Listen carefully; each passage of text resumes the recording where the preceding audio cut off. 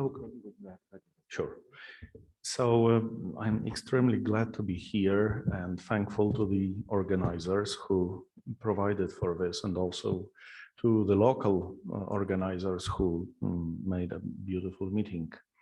It's very much appreciated, as you see, by many people worldwide.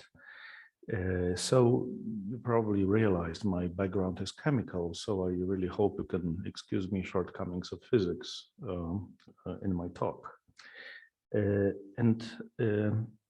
I will be happy to talk to you about materials that do not share nearly anything in common with hydrides, but I will not avoid a short excursion to high pressures as well. At the end, you'll also see certain possibility, a new possibility for doping that may have impact on hydrides as well. So first of all, there are many agencies I need to thank, and also extremely many collaborators, as we've been working on these materials for over 2 decades now. My oldest collaborator is Dr. Zoran Mazej from Józef Stefan Institute in Slovenia. And more recently, about for 5 years, we collaborate with Jose Lorenzana from Rome, who is your physicist colleague. And actually, Jose kind of believed very much in the field that we have pursued, and brought many more people to the projects, including many from this country. So there are extremely many people to whom I should thank now, but actually, when you go through the list of papers, if you wish, then there will be long lists of people there. And of course, my team at Warsaw. So I will give you a very brief intro to Ag2+.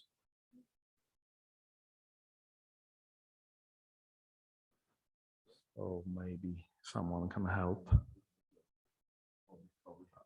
I hope to resolve it. So maybe you're sharing just, are you sharing the whole screen or just the window? You should share the whole screen. Okay. Stop sharing and share again.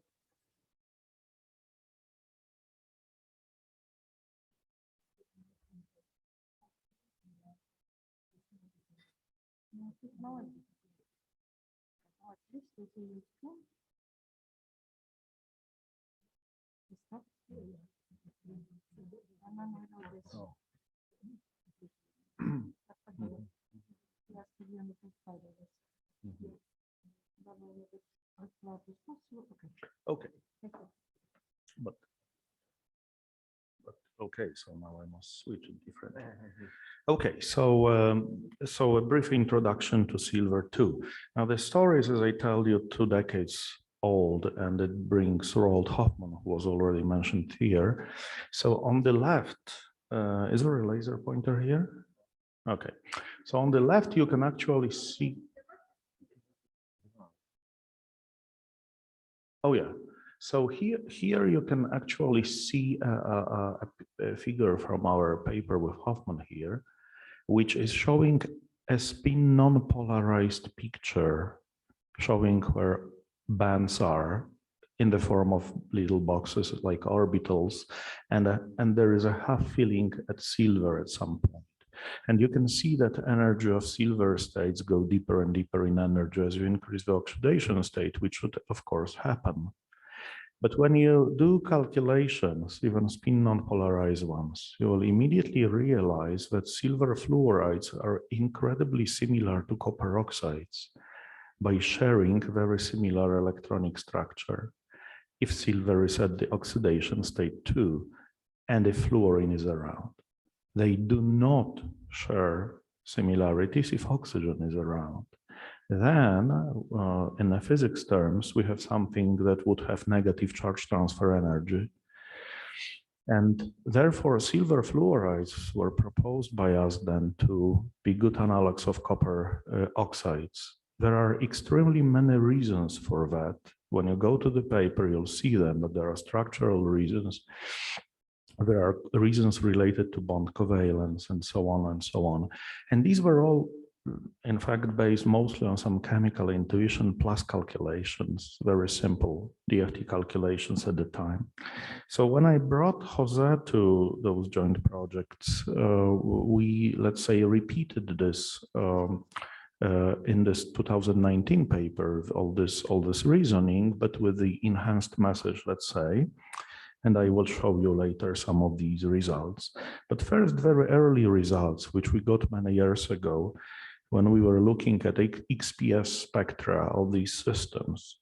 What we could actually see is that there is a really very, very strong covalence of silver-fluorine bonding, which was, let's say, in the metal ligand bonding picture that we always use in chemistry. In the ionic limit, there is no mixing of non-metal and metal orbitals, but when there is an increasing mixing, then the occupied and unoccupied states start to have very similar share of metal and non-metal states in them. It's called covalence, and this is what we saw in valence spectra of some of these things. And this increased covalence made us finally think about magnetism, about which I knew very little when I worked with Rold. So actually, for the first time in 2006, competitors came to the market and they studied one of layered silver fluoride compounds. And the clear conclusion was that there is some difference between the two. So that there is the antiferrodistortive distortion in silver fluorides, which renders the system ferromagnetic rather than antiferromagnetic, which would be, of course, the desirable parent system for doping to achieve high TC superconductivity. And one could understand the reasons for the distortion very well. But then the idea came to mind, what happened if there would be only very short silver-fluorine bonds between silver atoms? Then we concluded the magnetic superexchange should be very, very strong. And in these calculations, which were done for some hypothetical form of this sort, where silver pictured as black and red balls here, interconnected by fluorine, shows only short bonds and relatively close to 180-degree angles. On the calculation using a PC at that time, and also an educational package for calculations which we have seen that the superexchange reaches 300 millielectron volts, and it's antiferromagnetic. Today we know much more, of course, when we deepen the research, and we know that both this form is not a high pressure form of a thing, and also that the GGA, which we then use, is probably overestimating the magnetic superexchange by a factor of 2. But nevertheless, you will see much more precise calculations that point out to equally large superexchange constants. So there is one thing which I must stress at the outset, namely, these systems, as I will show you, are boringly similar to copper oxides in nearly every aspect, but two. One is that they are immensely chemically reactive, which is really setting certain limits on what you can do with them in terms of experiments. But as you will also see, over the years, we managed to work this out somehow so that we are now able to prepare even single crystals with great difficulty in horrible experimental conditions, that we can sometimes even dope the samples and we can put them into different apparatus for measurements. So I will start by a relatively boring case of a zero-dimensional material. Now, zero-dimensional materials, they predominate this group of compounds. These are simply compounds which have some Jan-Teller effect distorted silver 2+ cations, which are of course similar to copper 2. And these cations are relatively far away from each other, and they are not linked by any persistent network of bonds. But sometimes it occurs that there are two cations in just 2 or 3 cases are linked by a single fluorine, making it like a dinuclear cluster. And there are 2 actually cases that I want to show you. One on the left, this is experimental high pressure structure of AgF2. This is so-called phase, high pressure phase 2. It took us 10 years working with Carnegie people to determine this crystal structure due to immense reactivity. And if you add diamond anvil cell volumes and to the sample complexity, you get very complex X-ray diffraction patterns, and this is the source of the problem. But we solved the problem. And this is the first square element nanotube, really, that we saw in the literature. So its structural features, topology are very unique. But what is interesting is magnetic structure. Magnetic structure is clearly zero-dimensional because there is only one predominating super-exchange interaction between just 2 centers in a dimer. There is actually an ambient pressure analog of this. This is this cluster, which is flat, not turned, but pretty good analog from one of the compounds, bearing silver, zinc, zirconium, and so on. It turns out that the magnetic superexchange via a single fluorine atom can reach, in that case, about 250 milli-electron volts. It's antiferromagnetic exchange, and in that case, it's actually even over -300. These numbers come from hybrid or meta-GGA calculations, but as you will see, we have experimental references for some other compounds which show that these methods work very well. The error of estimating J is typically of the order of 10%, no more. So these are immensely strongly magnetically coupled dimers. When you move to 1D, you'll see a nice family of compounds which are actually distorted perovskites, just like general perovskite structure, you know, from oxocuprates or from bismuthates and so on. But there is a distortion. The distortion goes such way that the shortest links go in the vertical direction, just in one direction. And in the other 2 directions, the links are short, long, so super exchange is greatly lost. It's weak and ferromagnetic. But the predominant super exchange along the chain has been calculated and shown also from experiment to be 100 milli-electron volts. So this chain is not ideally straight. Nevertheless, you have very, very strong one-dimensional magnetic super exchange. If you go from this compound, which is relatively simple to prepare in experiment, I say relatively, to its rubidium and cesium analogs, which are much more difficult to do, then for them we really have only some impure samples, and therefore we have only theoretical results for them. And because magnetic super exchange, because the one-dimensional chain is becoming more and more straight, as you go from potassium via rubidium to cesium, the super exchange is actually increasing to over 160 milli-electron volts.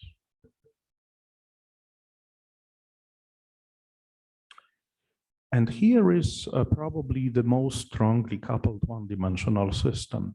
Its chemical formula seems to be very, very simple. However, there is one interesting thing here, because in this compound, it's a rare example of a system where two bonds along in the vicinity of silver are short and four are long. So in this case, the unpaired electron sits on the dz square orbital rather than on the x square minus y square. And this is how superexchange propagates along the chain. This compound features the shortest silver fluorine bond, which for your reference is about 2 angstroms. So these bonds are, let's say, 0.1 angstrom longer than copper oxygen ones. Nevertheless, silver is simply larger. So this is the shortest known bond, and it's also perfectly straight chain. Now the calculations tell us the superexchange should be over 350 millielectron volts. When we actually scale to other known compounds, we refer to experiment, we know that possibly it will be 10% smaller, so about 300 millielectron volts. And we have done an awful lot of experiments on this compound. And we are gathering evidence, experimental evidence towards supporting this result. So actually, it is also maybe interesting to know that this compound does not order magnetically even at 70 millikelvin. This result comes from our muon spectroscopy study. It's all still unpublished. But it points out when you take into account that 70 millikelvin would be the maximum nil point, you know, the upper bound, and this huge J here, intrachain, then you can calculate the interchain J from that. And it turns out this compound has the strongest magnetic anisotropy among all one-dimensional antiferromagnets. It's much more anisotropic than strontium-2 copper 03 by 2 orders of magnitude. So now I will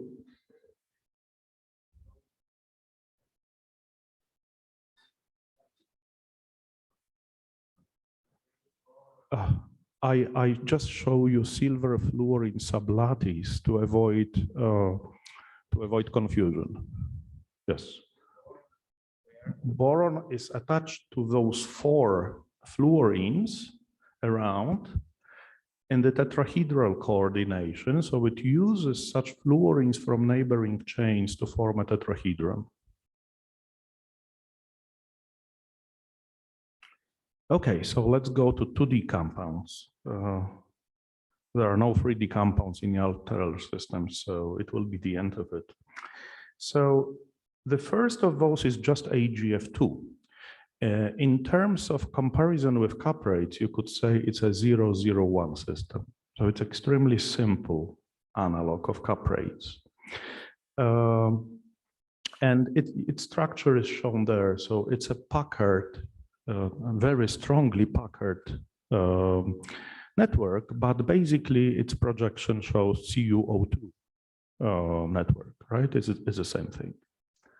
And in the middle, you can clearly see that in the Raman spectra, there is a very strong bimagnon band, which you can scale to the oxocuprate ones. And you will see that the J you can deduce for in 2-dimensional systems, strongly Packard is 70 millielectron volts. Now, meta-GGA calculations reproduce this value perfectly. So they yield precisely 70 millielectron volts. So it is about 70, maybe 60% of typical values for 2-dimensional cuprates. But do not forget that the structure is very severely Packard. So if you in fact can flatten the structure somehow, J should increase by a lot. And I'll show you that. On the right, you see inelastic neutron scattering data, and there is a very clear feature at about 2J, a very flat feature at 2J, and also a characteristic feature showed by the error at the K vector, which corresponds to magnetic ordering. So they all point to 70 electron volts. Very recent study we've done shows what is the charge transfer energy for the system, and it shows that it's larger than in the cuprates. It's about 3.5 electron volts.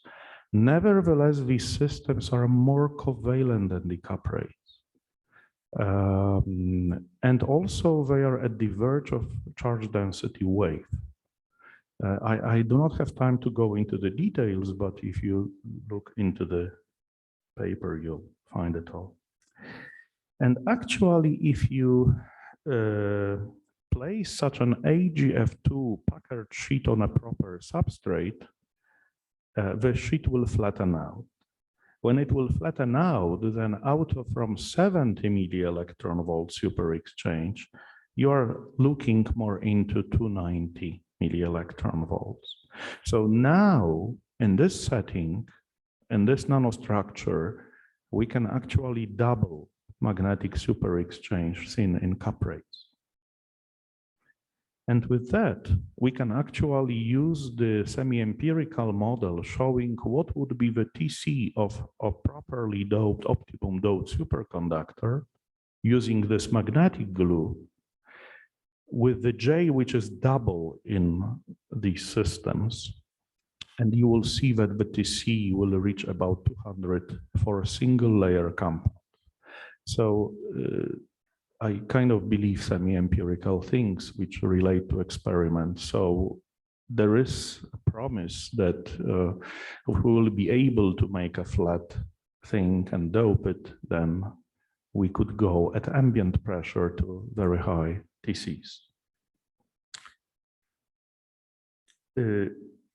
Doping these systems is difficult, as I said. We have recently managed to prepare some samples which are extremely reactive at doped. But I wanted to propose yet another method of doping. And that method relies on nanotechnology and on placement of electron-rich and electron-poor systems, such as ours, in the vicinity of each other. So in that paper published last year, we showed that by providing a proper setting, you can, and electron having a thin electron hungry and electron rich system, you can basically dope mutually these systems. So you can turn them both into metals, even if every of them initially was a broadband gap insulator. It is just that there are certain conditions on chemical potentials that must be fulfilled. But this is perfectly doable.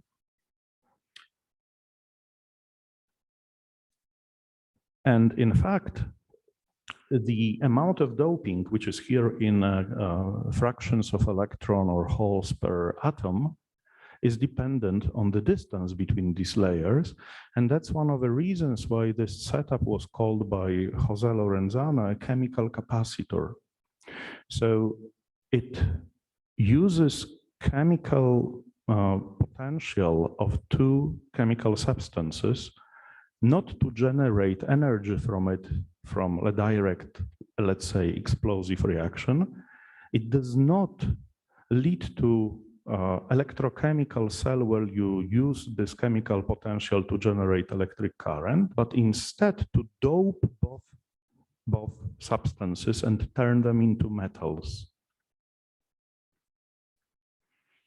And in this way, if you use proper choice of chemical elements, you can dope even very broad bandgap insulators, such as AGF2 here or MgO by its side, purely due to the fact that the valence band of the one overlaps with the conduction band of the other.